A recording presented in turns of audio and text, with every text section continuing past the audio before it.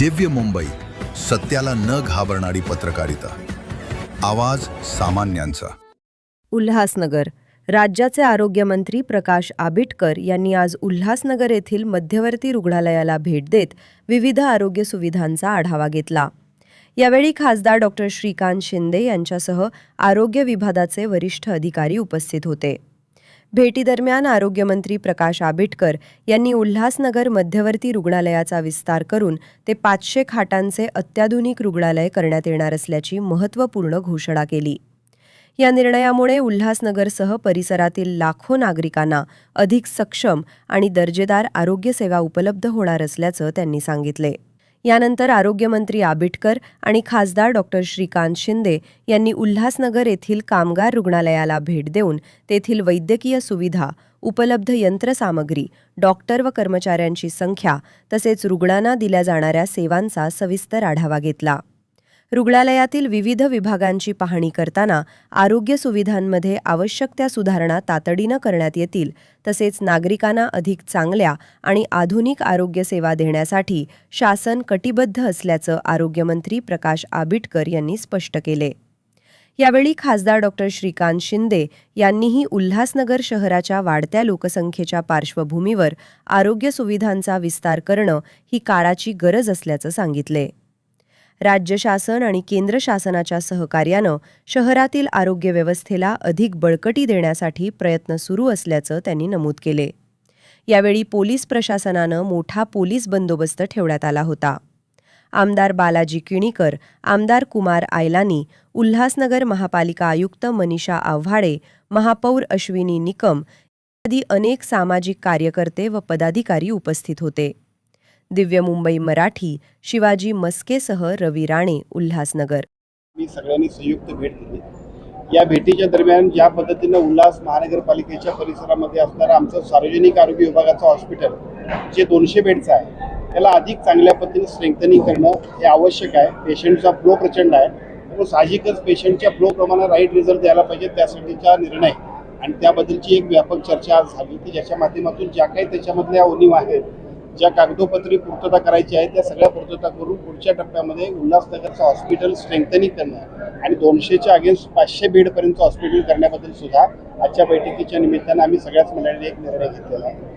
त्याचबरोबर ज्या ESICच्या हॉस्पिटलमध्ये आपण आलो ते हॉस्पिटलसुद्धा अतिशय प्रशस्त आणि भविष्य काळामध्ये या उल्हासनगर परिसरातल्या सर्व एका बाजूला कामगार क्षेत्रात काम करणाऱ्या IPNसाठी आणि त्याच्याबरोबर महात्मा फुले आणि आयुष्यमान भारत योजना ही एक शासनाची महत्त्वाकांक्षी योजना आहे, त्याच्या माध्यमातून सामान्य नागरिकांच्यासाठी सुद्धा हे हॉस्पिटल उपलब्ध होणार आहे. या हॉस्पिटलची आता असणारे 100 बेड याच्यापेक्षा सुद्धा अजून 100 बेड वाढवतात आणि केवळ सेकंडरीपर्यंत जातात टर्सरीच्या सगळ्या सेवा सुद्धा म्हणजे विशेषतः ज्या मोठमोठाली हॉस्पिटलमध्ये जे काही ऑपरेशन्स व्हायला पाहिजे त्या सगळ्या ऑपरेशन करण्याबद्दलच्या सुद्धा ज्या काही उपाययोजना करायला पाहिजेत, सुधारणा करायला पाहिजेत, निर्णय घ्यायला पाहिजेत आणि त्याच्यासाठी फंड्सची तरतूद सुद्धा करायला पाहिजे. त्याबद्दलचं नियोजन आदरणीय खासदार साहेबांच्या उपस्थितीमध्ये सर्व महापौर मॅडम आहेत, सर्व सन्मान्य आमदार महोदय आहेत, यांच्या सगळ्यांच्या उपस्थितीमध्ये आज आपण या ठिकाणी घेतलं. थोडक्यात उल्हासनगर महानगरपालिकेच्या परिसरात असणाऱ्या 2 मोठ्या हॉस्पिटल आणि त्याच्याबरोबर पलीकडच्या डॉ. बालाजी किणीकरांकडे असणारं छाया हॉस्पिटल असेल किंवा पलीकडच्या बाजूला असणारं मल्टी स्पेशालिटी हॉस्पिटल 200 बेडचं ऑलरेडी चालू आहे. 200 बेडचं मॅटर्निटी की ज्याच्यामधल्या सुविधांबद्दल सुद्धा बऱ्याचशा लोकांच्या नागरिकांच्या तक्रारी होत्या. त्या सगळ्या सुविधा सुद्धा अधिक चांगल्या पद्धतीनं एका बाजूला राज्य सरकारच्या निधीतून, दुसऱ्या बाजूला DPDCतून आणि वेगवेगळ्या पद्धतीच्या माध्यमातून सुद्धा आपण उपलब्ध करून देणार.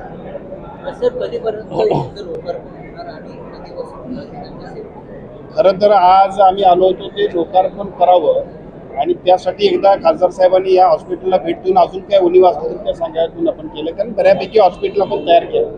परंतु आज खासदार साहेबांनी आणखी काही सूचना दिल्या की त्याच्यामध्ये एवढं चांगलं इन्फ्रास्ट्रक्चर असेल तर सगळ्या सर्व्हिसेस सुद्धा उपलब्ध करून दिली आणि मग याच्यामध्ये आता ज्या उपलब्ध असणाऱ्या सेवा आहेत तर त्या आहेतच, पण इतरही सगळ्या सेवा म्हणजे इथं त्यातल्या CT स्कॅन, MRI वेगवेगळ्या पद्धतीचे सगळे ऑपरेशन्स अगदी ऑन्कोचा सुद्धा विभाग सुरू करता येत आहे.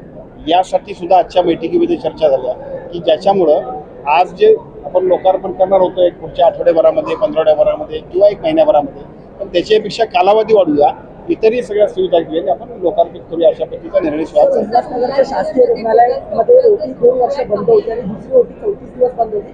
त्यामुळे 65 रुग्णांची हेळसांड झालेली आहे. चौकशी समितीमध्ये अधिकाऱ्यांना डॉक्टरांना दोषी ठरवलेला आहे, पण अजूनपर्यंत कारवाई झालेली नाही.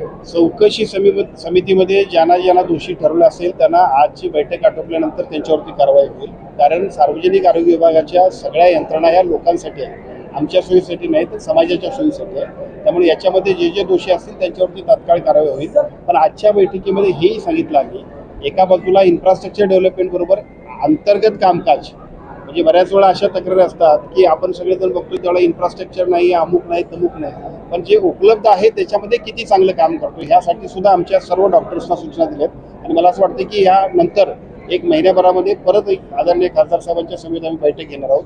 त्यामध्ये आता असणारे पेशंट्स, आता असणारे ऑपरेशन्स, आता होत असणाऱ्या महात्मा फुले आरोग्यदायीपासून त्या सगळ्या यंत्रणातल्या सेवा आज ज्या मिळतात आणि महिन्याभरानंतर मात्र तुम्हाला फरक दिसायला चालू. म्हणजे आजची बैठक ही एका बाजूला इन्फ्रास्ट्रक्चर डेव्हलपमेंटसाठी होईल, नवीन सुधारणांसाठी होईल, पण अंतर्गत कामकाजामध्ये सुद्धा अतिशय वेगाने आपल्याला सुधारणा दिसतील एवढी मी खात्री आपल्याला देतो. सर, लहान मुलांसाठी त्या ठिकाणी व्हेंटिलेटर देखील आहे, पण पुढे सुविधा दिली जात नाही रुग्णांना. सर, लहान मुलांसाठी व्हेंटिलेटर तिथं नाही आहे. आपण समजून घ्या, आपलं सेकंडरी हॉस्पिटल आहे. बऱ्याच वेळा असं होतंय की आपल्या सगळ्यांचा सुद्धा समज गैरसमज असा असतो. सार्वजनिक आरोग्य विभागाकडे असणाऱ्या एकूणच सेवा ज्या आहेत त्या प्रायमरी आणि सेकंडरी सेवा असतात. ज्या टर्सरीच्या सेवा आहेत त्या टर्सरीच्या सेवा ह्या वैद्यकीय शिक्षण विभागाची जी मोठमोठाली हॉस्पिटल असतात तिथं असतात. त्यामुळे व्हेंटिलेटरची सुविधा सुद्धा टर्सरीचे हॉस्पिटल असतात तिथं असतात. त्यामुळे ते आमच्याकडे थोडी अडचण होती, हेही समजून. लोकार्पण कधी होणार आहे? उल्हासनगर शहरामध्ये जर आपण बघितलं काही बोगस डॉक्टरांचा पाहायला मिळतो, काही अधिकाऱ्यांना देखील त्या अशी देखील चर्चा आहे. तर ह्या बोगस डॉक्टरांची काय उपाययोजना केली जाते? बोगस डॉक्टरांच्या बद्दल मला वाटते भिवंडीमध्ये काही तक्रार आली होती, त्यांच्यामधला सर्वे केलेला आहे. इथं सुद्धा जर असेल तर त्याच्यावरती आपण सर्वे आणि चौकशी करू आणि योग्य अशा पद्धतीने असेल. कारण आपण नवीन क्लिनिकल इस्टॅब्लिशमेंट ऍक्ट आणतो. एका बाजूला वैद्यकीय आस्थापना संपूर्ण आपण कायद्याच्या अंतर्गत आणत असताना जर असं काय होत असेल तर सगळ्यांची चौकशी करून जे चुकीचं असेल त्याच्यावरती तात्काळ करायचं. मुख्यमंत्र्यांचं धन्यवाद व्यक्त करतो की आज त्यांनी वेळात वेळ काढून या ESIC हॉस्पिटल त्याचबरोबर सेंट्रल हॉस्पिटलला व्हिजिट दिली आणि सेंट्रल हॉस्पिटल कशा प्रकारे अजून ऑग्युमेंट करू शकतो, त्याची सुविधा सेवा जी आहे ती अजून कशा प्रकारे वाढवू शकतो. आणि ESIC आपण प्रश्न विचारला की कधी त्याचं उद्घाटन आहे. मला वाटतं आता या उल्हासनगरमध्ये महानगरपालिकेचं एक 200 बेडचं हॉस्पिटल ऑलरेडी सुरू आहे. तिथे लोकांना चांगली सुविधा मिळते.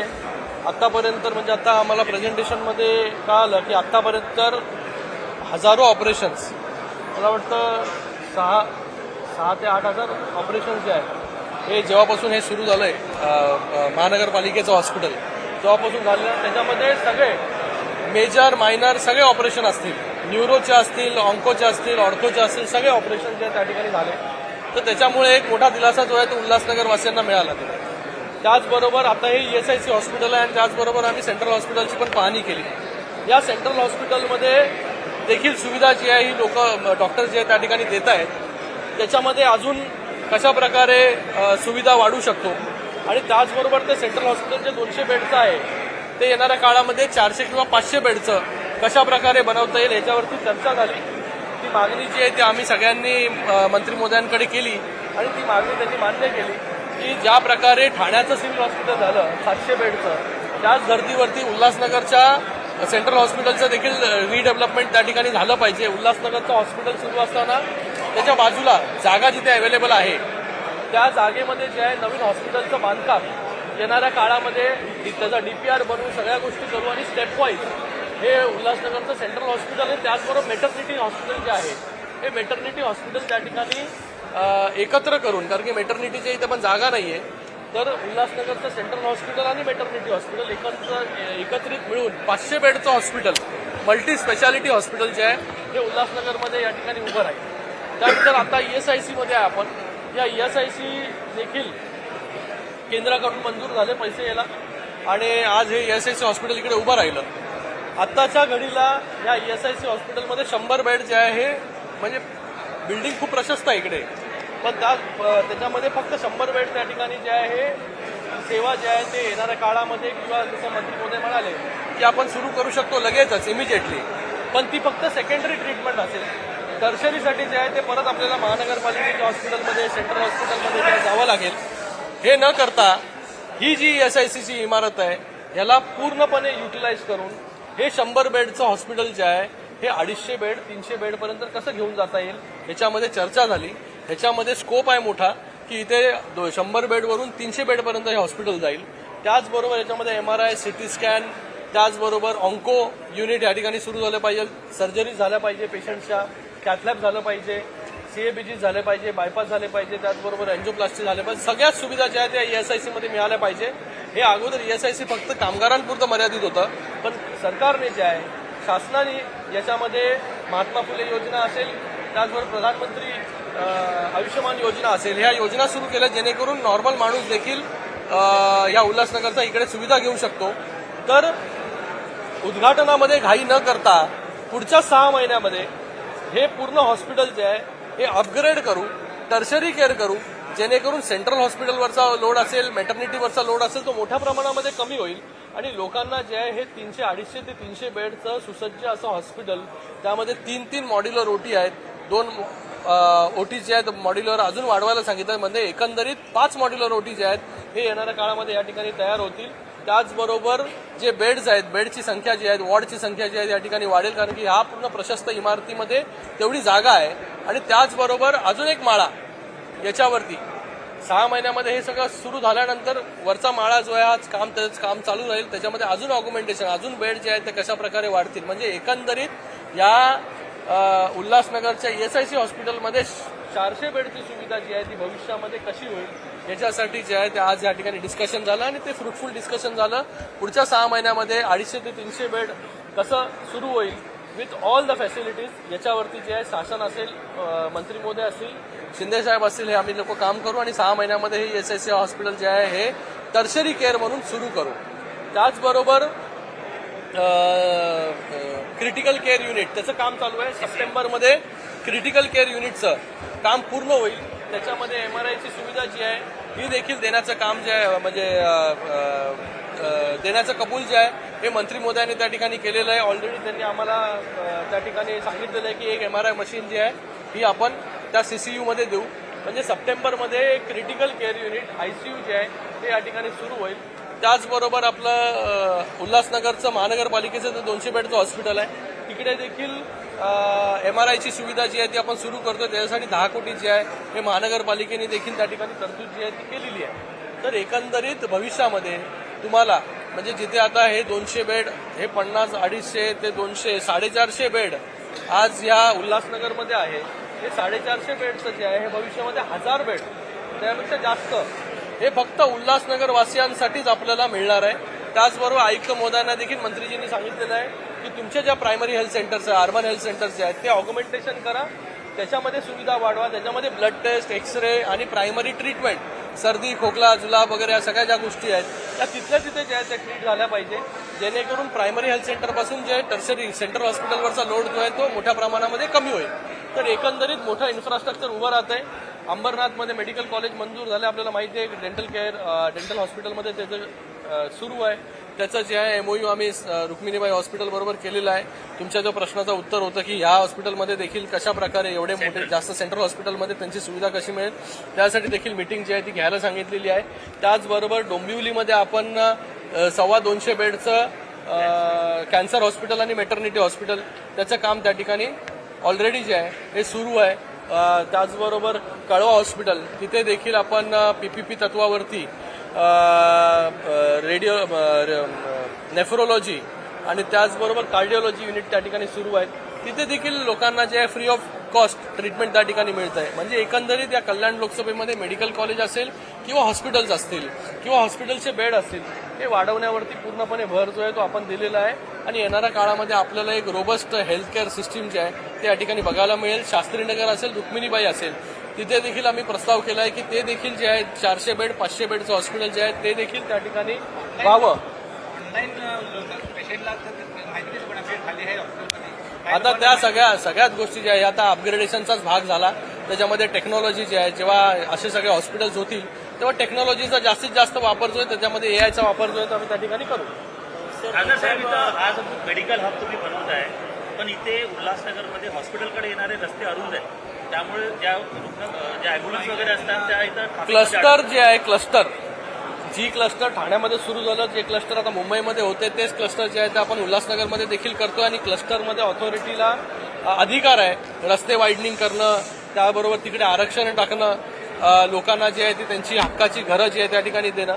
मला वाटतं क्लस्टरच एकमात्र उपाय आहे जो उल्हासनगरला पूर्णपणे जे आहे हे सुधारू शकतो. उल्हासनगरमध्ये अजून चांगल्या सुविधा कशा, आरक्षण गार्डन कसे होतील, हॉस्पिटल कसे होतील, शाळा कशा होतील, याच्यासाठी क्लस्टर एकमात्र उपाय जो आहे आणि रुंद रस्ते कसे होतील.